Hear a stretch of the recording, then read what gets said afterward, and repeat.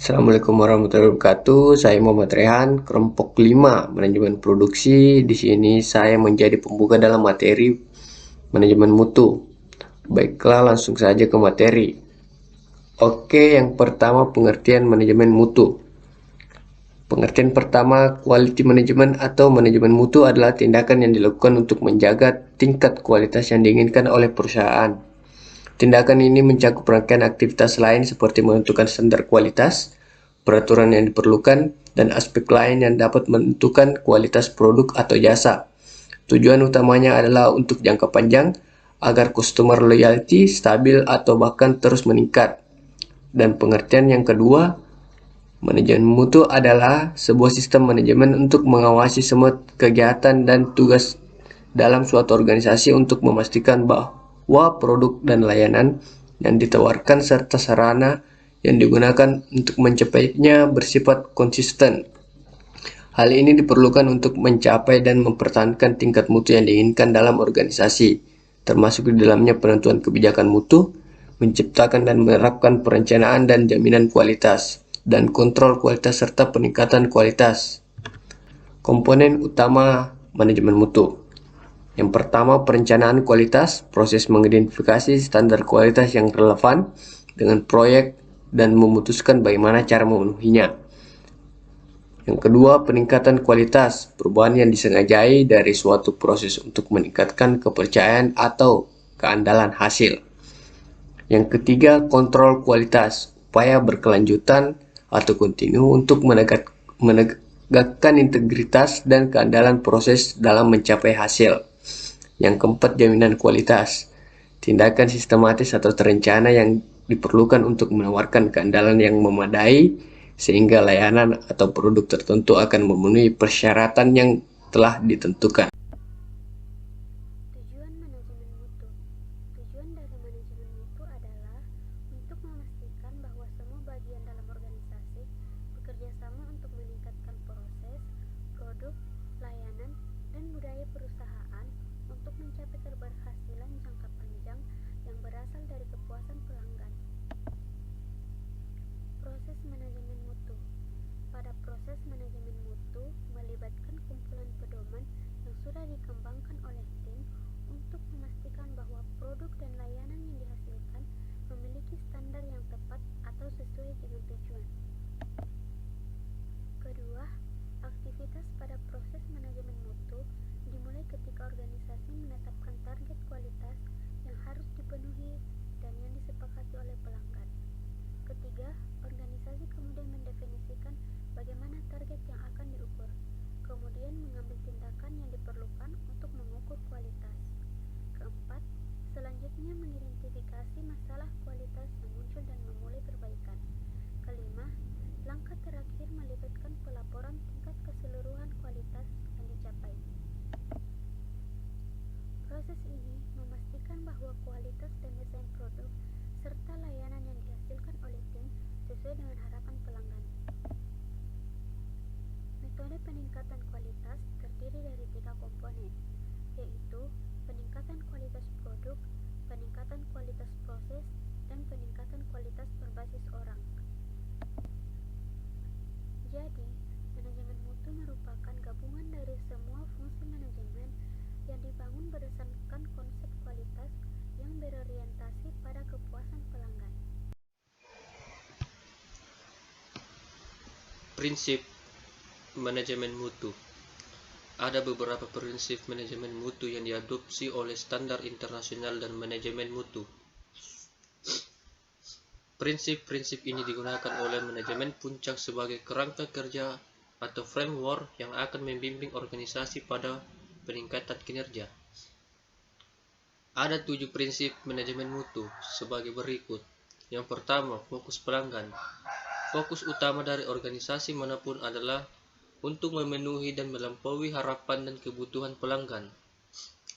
Ketika suatu organisasi dapat memahami dan memenuhi kebutuhan pelanggan saat ini dan masa depan, maka akan menghasilkan loyalitas pelanggan, yang pada gilirannya meningkatkan pendapatan. Bisnis ini juga bisa mendapatkan peluang pelanggan baru dan memuaskan mereka. Ketika proses bisnis lebih efisien, kualitas lebih tinggi, maka lebih banyak pelanggan yang puas. Yang kedua, pada proses manajemen, hal yang berkaitan dengan kepemimpinan sangat disoroti. Kepemimpinan yang baik menghasilkan kesuksesan organisasi. Pada kepemimpinan yang hebat, mampu membangun persatuan dan tujuan di antara tenaga kerja dan pemegang saham, menciptakan budaya perusahaan yang berkembang, memberikan lingkungan internal yang memungkinkan karyawan untuk sepenuhnya memanfaatkan potensi mereka dan terlibat aktif dalam mencapai tujuannya. Para pemimpin harus melibatkan karyawan dalam menetapkan tujuan dan sasaran organisasi yang jelas. Ini memotivasi karyawan yang dapat secara signifikan meningkatkan produktivitas dan loyalitas mereka. Yang ketiga, keterlibatan orang. Keterlibatan staf adalah prinsip fundamental lainnya. Manajemen melibatkan staf dalam menciptakan dan memberikan nilai, apakah mereka penuh waktu, paruh waktu, outsourcing, atau di rumah. Organisasi harus mendorong karyawan untuk terus meningkatkan keterampilan mereka dan menjaga konsistensi. Prinsip ini juga melibatkan pemberdayaan karyawan, melibatkan mereka dalam pengambilan keputusan dan mengakui pencapaian mereka. Ketika orang dihargai, mereka bekerja dengan potensi terbaiknya, karena hal ini meningkatkan kepercayaan diri dan motivasi mereka. Ketika karyawan sepenuhnya terlibat, itu membuat mereka diberdayakan dan bertanggung jawab atas tindakan mereka. Yang keempat, pendekatan proses. Pada pendekatan ini menekankan pada pencapaian efisiensi dan efektivitas dalam proses organisasi. Pendekatan ini mensyaratkan pemahaman bahwa proses yang baik menghasilkan peningkatan konsistensi, kegiatan yang lebih cepat, pengurangan biaya, pengurangan pembuangan limbah, dan peningkatan berkelanjutan. Suatu organisasi ditingkatkan ketika pemimpin dapat mengelola dan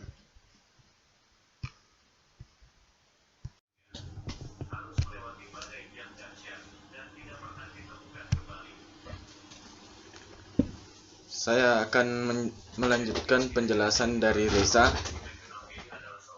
Nomor 5, peningkatan berkesinambungan. Setiap organisasi harus mempunyai tujuan untuk terlibat aktif dalam perbaikan berkelanjutan.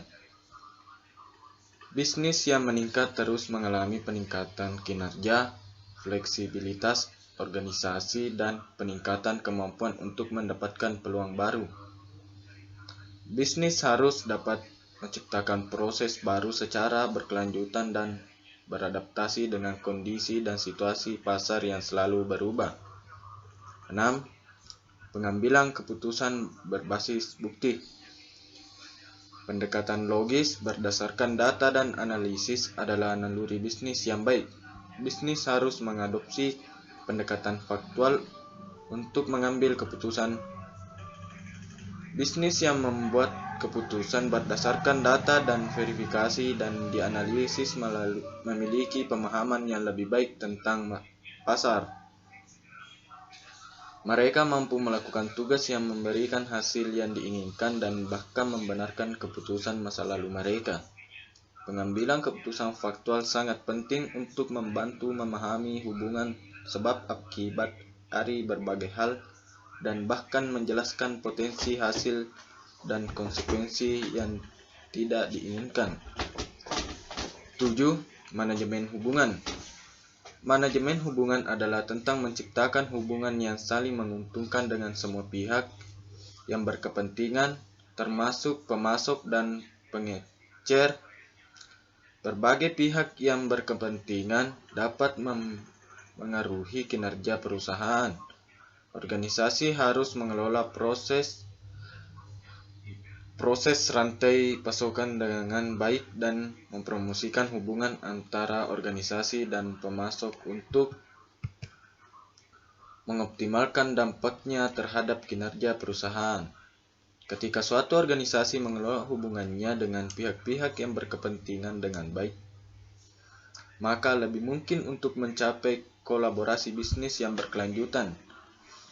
Hasilnya adalah optimalisasi biaya dan sumber daya, peningkatan dan pembangunan hubungan jangka panjang, dan fleksibilitas tanggapan bersama terhadap perubahan pasar atau kebutuhan dan harapan pelanggan. Menjalin hubungan dapat diaplikasikan tidak hanya pada bisnis yang dijalankan perusahaan. Lembaga pendidikan juga menerapkan hal ini agar anak didik baik siswa maupun mahasiswa terlayani dengan baik. Oleh karena itu, terdapat kajian sendiri mengenai manajemen mutu pendidikan.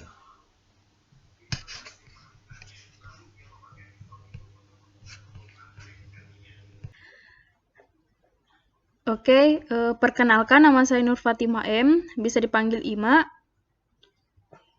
Baik, saya akan melanjutkan penjelasan materi dari teman saya mengenai manajemen mutu. Di slide ini telah ditampilkan atau memuat mengenai penjelasan tentang kebijakan mutu. Saya akan menambahkan sedikit mengenai apa itu kebijakan mutu. Kebijakan mutu merupakan salah satu dokumen yang wajib oleh setiap perusahaan atau organisasi yang menerapkan sistem manajemen mutu. Kebijakan mutu adalah kebijakan resmi yang tertulis dari pimpinan puncak perusahaan tentang komitmen perusahaan dalam memperhatikan dan mempertimbangkan aspek-aspek mutu dalam aktivitas keseharian organisasi atau perusahaan. Ini adalah penjelasan mengenai kebijakan mutu selain yang ada pada slide ini. Selanjutnya, ada yang disebut dengan syarat kebijakan mutu, yaitu sesuai dengan tujuan dan konteks organisasi. Kedua, mendukung arah strategis perusahaan. Yang ketiga, merupakan dasar untuk menetapkan sasaran mutu. Yang keempat, komitmen untuk memenuhi semua persyaratan yang berlaku. Yang kelima, komitmen untuk selalu meningkatkan sistem manajemen mutu. Berdasarkan dari 5 hal di atas, 3 pertama dialamatkan untuk persyaratan kebijakan, dan 2 sisanya dialamatkan untuk bagaimana kebijakan dikomunikasikan ke seluruh organisasi dan bagaimana hal itu akan ditinjau atau kesesuaian dengan bisnis organisasi. Tujuan dari kebijakan mutu organisasi merupakan bentuk komitmen organisasi kepada para pelanggannya.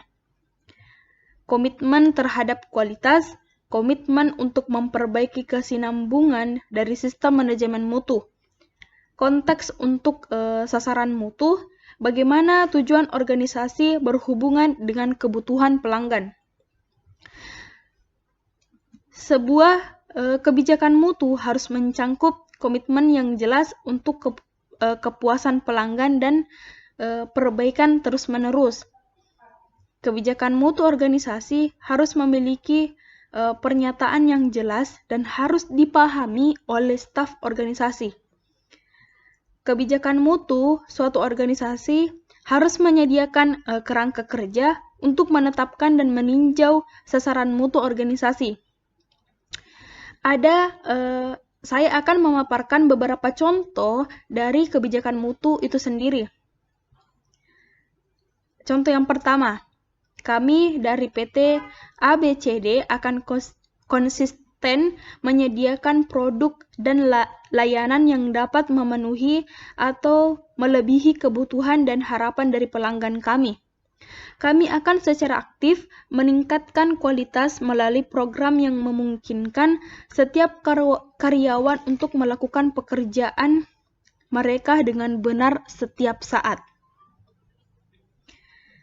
Contoh selanjutnya, atau contoh yang kedua, yaitu kami dari PT XYZ memproduksi suatu barang, kami memproduksi dan memasarkan barang-barang ini baik untuk pasar domestik dan luar negeri. Tujuan kami adalah untuk menghasilkan produk yang dapat memenuhi kebutuhan pelanggan kami. Kami terus meningkatkan produk dan layanan. Untuk memenuhi kebutuhan pelanggan kami lebih baik, sistem manajemen mutu kami